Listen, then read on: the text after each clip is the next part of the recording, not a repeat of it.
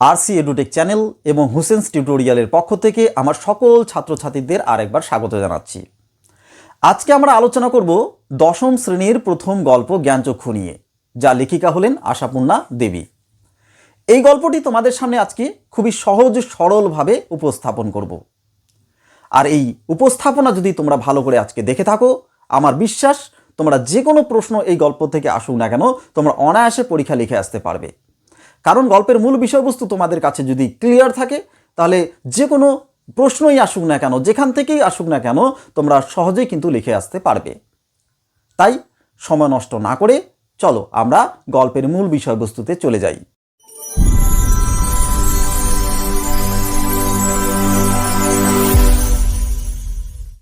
গল্পের মূল বিষয়বস্তুতে যাওয়ার আগে আমাদের গল্পের উৎস সম্পর্কে একটু জেনে নেওয়ার দরকার। এই গল্পটি নেওয়া হয়েছে আশাপূর্ণা দেবীর লেখা কুমকুম গল্প সংকলন থেকে। এবার গল্পের গভীরে আমরা প্রবেশ করি। গল্পের গভীরে যাওয়ার আগে আমাদের জেনে নিতে হবে যে জ্ঞানচক্ষু শব্দের অর্থ কী। তোমরা যদি বাংলা অভিধানে খুঁজে দেখো যে জ্ঞানচক্ষু শব্দের অর্থ, বা তোমরা যদি মোবাইলেও যদি তোমরা সার্চ করো জ্ঞানচক্ষু শব্দের অর্থ কী, তাহলে দেখবে জ্ঞানচক্ষু শব্দের অর্থ কিন্তু অন্তর্দৃষ্টি বা বোধোদয়।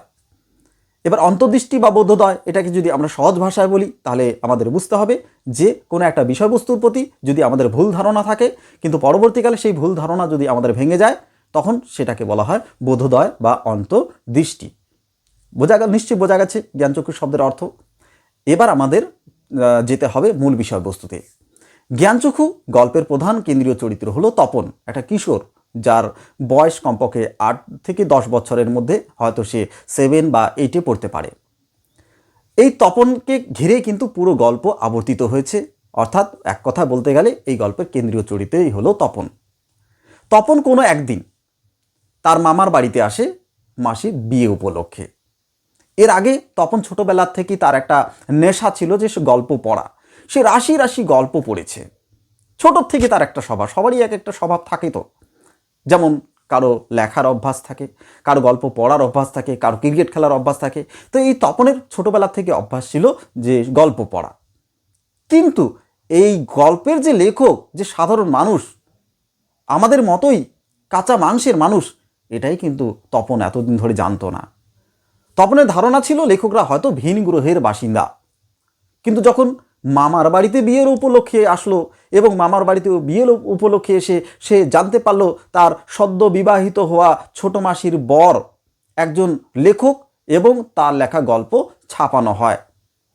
এই কথা শোনা মাত্র তার লেখক সম্পর্কে তার পুরোপুরিভাবে জ্ঞানচক্ষু খুলে গেল। অর্থাৎ তার যে একটা ভুল ধারণা ছিল, এই ভুল ধারণা তার পরিবর্তন হয়ে গেল। সে বুঝতে পারলো লেখকরাও তার বাবা কাকা মামাদের মতোই সাধারণ মানুষ। তাদের মতোই তারা খাবার খান, পেপার পড়েন, খবরের কাগজ পড়েন, সিনেমা দেখতে যান, ইত্যাদি ইত্যাদি ইত্যাদি। এবার তার লেখক মেশোকে দেখে এবার সে মনে মনে স্থির করে নিল যে লেখকরা যদি সাধারণ মানুষ হতে পারে, তপনও তো দীর্ঘদিন ধরে গল্প পড়ছে, তাহলে সেই বা লিখতে পারবে না কেন? সে কি শুধু পড়ার মধ্যেই সীমাবদ্ধ থাকবে? না, তার মধ্যে কিন্তু একটা ধারণা তৈরি হয় যে আমিও তো লেখক হতে পারবো, আমিও লিখতে পারবো, কারণ লেখকরা তো আর ভিন গ্রহের বাসিন্দা নয়। তাই সে কি করলো, যে দুপুরবেলা যখন সবাই খাওয়া দাওয়া করে একটু রেস্ট নিচ্ছিল, ঠিক সেই সময় হোম টাস্কের খাতাটি বের করে নিয়ে গিয়ে সে সিঁড়ির উপরে চড়ে গিয়ে এক আসনে বসে, অর্থাৎ স্থিরভাবে বসে একটি গল্প লিখে ফেলে। এবং লেখা শেষ হয়ে যখন সেই গল্পটি পড়ে, গল্পটি পড়ার পর তপনের মধ্যে একটা ভয়ঙ্কর উত্তেজনা তৈরি হয়। তার সারা শরীর কাটা দিয়ে ওঠে, মাথার চুল খাড়া হয়, কারণ সে যে গল্পটি লিখেছিল সেই গল্পটি হুবহু গল্পের মতোই লাগছিল। সে মনে মনে ভেবে নেয়, তাহলে কি সত্যি সে একজন সাহিত্যিক হয়ে গেল, একজন লেখক হয়ে গেল? তাই এই আনন্দ সে আর সামলাতে পারছিল না। সে দৌড়ে গিয়ে তার মাসিকে দেখালো, কারণ ছোটবেলা থেকেই তার মাসি ছিল তার বন্ধুর মতো। মামার বাড়িতে আসলেই যাবতীয় কথা তার মাসির সঙ্গে শেয়ার করত। তাই তার লেখা প্রথম গল্পটি প্রথম দেখায় তার মাসিকে। মাসি গল্পটি পড়ে, কিন্তু পুরোপুরি গল্পটা না পড়েই তাকে বলে ফেলে যে কোনো জায়গার থেকে তুই টুকলি করিসনি তো। তপন এতে একটু বিরক্ত হয়, কারণ তপন তো আর টুকলি করেনি, তপন নিজের হাতে লিখেছে। তপন যখন বিরক্ত হয় সেটা মাসি বুঝতে পেরে মাসি বলে, আরে তুই রেগে যাচ্ছিস কেন? আমি তো ইয়ার্কি ঠাট্টা করে বলছি, দাঁড়া তোর মেশোকে দেখাই। তপন তখন মনে মনে ভাবে যে নিশ্চয়ই মেশোই কিন্তু তার প্রকৃত গল্পের মূল্য বুঝতে পারবে, কারণ মেশো একজন প্রকৃত লেখক, আর লেখকই লেখার একজন প্রকৃত মূল্য কিন্তু বুঝতে পারবে। যেমন একজন জহুরি যেমন রত্নের প্রকৃত মূল্য বুঝতে পারে, তেমনি একজন লেখকও লেখার প্রকৃত মূল্য বুঝতে পারে। তারপর মাসি মেশোর কাছে নিয়ে গেল তার গল্পটি। মেশো গল্পটি পড়ে, গল্পটি পড়ার পর মেশো তাকে বলে যে সত্যি তো এটা খুব ভালো হয়েছে তোমার গল্প, কিন্তু একটু যদি কারেকশন করা যায় তাহলে কিন্তু পত্রিকায় ছাপানো যেতে পারে। আর আমি যদি সন্ধ্যাতারার পত্রিকার সম্পাদককে বলি তাহলে গল্পটি ছাপানোর ক্ষেত্রে না করবে না, কারণ সন্ধ্যাতারার পত্রিকার সম্পাদককে আমি ভালোভাবেই চিনি। এই কথা শোনা মাত্র মাসি বলে ফেললো তার মেশোকে, তার মেশো মানে তার হাজব্যান্ডকে বলে ফেললো, বলল যে তাহলে তোমার এটাই উপযুক্ত কাজ হবে, অর্থাৎ তপনের লেখা গল্পটি ছাপিয়ে দেওয়াই তোমার উপযুক্ত কাজ হবে। এদিকে পরের দিন সকালে চায়ের টেবিলে তপনের গল্প নিয়ে সবাই হাসি ঠাট্টা করছে। তপনের বাড়িতে নাম হয়ে গেছে, কেউ কবি বলছে, কেউ সাহিত্যিক বলছে, কেউ কথা শিল্পী বলছে। অথচ মেশো সবাইকে বলছে না না, তপনের কিন্তু হাত আছে, অর্থাৎ তপনের গল্প লেখার প্রতি যে একটা অভিজ্ঞতা, সেই অভিজ্ঞতা কিন্তু তপনের আছে। না হলে তার বয়সী ছেলেরা যেখানে খুন জখম অ্যাক্সিডেন্ট নিয়ে গল্প লেখে, সেখানে কিন্তু তপন সেদিকে না গিয়ে তার স্কুল যাওয়ার অভিজ্ঞতার কথা কিন্তু তিনি তার গল্পতে লিখেছেন, অর্থাৎ তপন তার গল্পতে লিখেছে। তাই এদিক থেকে বলতে গেলে গল্প লেখার প্রতি তপনের কিন্তু আলাদা একটা অভিজ্ঞতা আছে। এদিকে তপন আরও 2-3টে গল্প লিখে ফেলে, লুকিয়ে লুকিয়ে লেখে, যেন তার লেখা নেশায় পরিণত হয়ে গেছে। আগে যেমন গল্প পড়া তার নেশা ছিল, এবার গল্প লেখা তার নেশায় পরিণত হয়ে গেছে। এরপর তপনের মেশোর ছুটি ফুরিয়ে যায়, কারণ তপনের মেশো একজন লেখকের পাশাপাশি কলেজের তিনি একজন প্রফেসর। তাই গরমের ছুটি চলছিল বলে এতদিন শ্বশুর বাড়িতে রয়ে গেছে, এবার গরমের ছুটি শেষ, এবার যাওয়ার পালা। যাওয়ার সময় তপনের লেখা গল্পটি নিয়েও চলে যায়, কারণ আগেই কথা দিয়েছিল তপনকে যে সন্ধ্যাতারা পত্রিকায় এই গল্পটি তিনি ছাপিয়ে দেবেন। এদিকে তপনও মামার বাড়ির থেকে চলে আসে নিজের বাড়িতে, কারণ তারও তো ছুটি শেষ। এদিকে হোম টাস্ক করা হয়নি, সে শুধু গল্পই লিখছে আর বসে বসে দিন গুনছে যে কখন মেশো তার পত্রিকা ছাপিয়ে তাদের বাড়িতে নিয়ে আসে। অনেক দিন হয়ে গেল, তপনের মেশো যখন আসে না, তখন এক সময় তার গল্পের যে একটা আশা ছিল ছাপানোর, যে একটা তার মেশো যে বলেছিল তার গল্পটি ছাপিয়ে দিবে, সে যে আশায় বসেছিল, সে আশা করা একেবারে ছেড়ে দেয়। একদিন হঠাৎ তপনের মেশো এবং মাসি একটি সন্ধ্যাতারা পত্রিকা নিয়ে তাদের বাড়িতে উপস্থিত হয়। এই দৃশ্য দেখে তপনের বুকে রক্ত ছলকে ওঠে। তপন ভাবে, সত্যি কি তার জীবনের সবচেয়ে সুখের দিনটি এলো? সত্যি কি অলৌকিক ঘটনা ঘটল? তপনের লেখা গল্প কি তাহলে সন্ধ্যাতারা পত্রিকায় ছাপানো হয়েছে? সে সত্যি দেখে যে তার পত্রিকা কিন্তু সন্ধ্যাতারা পত্রিকায় ছাপানো হয়েছে এবং নাম রয়েছে প্রথম দিন শ্রী তপন কুমার রায়, অর্থাৎ তপনের পুরো নাম কিন্তু শ্রী তপন কুমার রায়।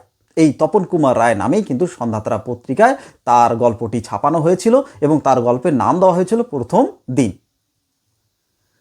এবার গল্পটি তার বাড়ির সকল সদস্যের হাতে হাতে ঘোরে এবং তার মহত্বের কথা ছড়িয়ে পড়ে। কিন্তু কিছুক্ষণ পরেই সবাই জানতে পারে যে তপনের মেশো গল্পটিকে কারেকশন করে দিয়েছেন বলেই এই লেখা গল্প সন্ধ্যাতারার সম্পাদক ছাপিয়ে দিয়েছেন। অর্থাৎ এতক্ষণ ধরে তপনের মহত্বের কথা চলছিল, কিন্তু যখনই সবার কাছে এটা যখন ফাঁস হয়ে গেল যে তপনের মেশো গল্পটি কারেকশন করে ছাপিয়ে দিয়েছেন, তখন তপনের লেখকের প্রশংসায় কিন্তু মেশোর প্রশংসা তপনের চেয়ে বেশি কিন্তু বাড়িতে বাড়াবাড়ি হয়ে যায়। তপন যে একটা উত্তেজনা তার মধ্যে এতক্ষণ ধরে কাজ করছিল, সেই উত্তেজনা অনেকটাই ফিকে হয়ে যায়। তারপর সবার হাতে হাতে গল্পটি যায়, সবাই গল্প পড়ে। শেষ পর্যন্ত মা তপনকে বলে যে তপন, তুই একটা কাজ কর না, তুই নিজেই বরঞ্চ গল্পটি আমাদেরকে পড়ে শোনা। এতক্ষণ ধরে তো তপনের হাতে গল্পটি ছিল না, বাড়ির অন্যান্য সদস্যদের হাতে হাতে ঘুরছিল। এবার তপনের মার কথা মতো গল্পটি আসলো তপনের হাতে। তপন গল্প পড়ে, কিন্তু গল্প পড়তে গিয়ে সে অবাক হয়ে যায়। কেন? কারণ যে লেখাগুলো গল্পতে রয়েছে সমস্ত লেখায় আনকোড়া, অর্থাৎ তার কাছে অপরিচিত। তার মানে তার লেখক মেশো কারেকশনের নামে তার গল্পটিকে পুরোপুরিভাবে পরিবর্তন করে দিয়েছেন, চেঞ্জ করে দিয়েছেন পুরোপুরি গল্পটি। তপন আর গল্প পড়তে পারে না, কারণ অপরিচিত কোনো লেখা পড়তে গেলে একটু সমস্যাই হয়। তপনের ক্ষেত্রেও তাই হয়েছিল। তার যদি আজকে নিজের লেখা হতো তাহলে অনায়াসে সুন্দর করে সে গুছিয়ে পড়তে পারত। সে আর পড়তে পারে না, গড়গড়িয়ে পড়ে যায়। তারপরে সেই গল্পটি ফেলে দিয়ে সে চলে যায় ছাদে। তখন সে মনে মনে ভাবে যে দিনটিকে সে তার জীবনে সবচেয়ে সুখের দিন ভেবেছিল, সত্যি এই দিনটি তার কাছে সবচেয়ে দুঃখের দিন রূপে পরিণত হলো। সে ভেবেছিল তার নিজের লেখা গল্পটি পত্রিকায় ছাপা হয়েছে, কিন্তু পড়তে গিয়ে দেখে মেশো কারেকশনের নামে পুরো গল্প পুরোপুরিভাবে পরিবর্তন করে দিয়েছে। পড়তে গিয়ে, নিজের লেখা পড়তে গিয়ে অন্যের লেখা তাকে পড়তে হচ্ছে। সত্যি তার জীবনে এটাই ছিল সবচেয়ে দুঃখের দিন। তার চোখের জল সে গোপন করতে পারল না, তার চোখ থেকে ঝরঝর করে জল পড়ছিল।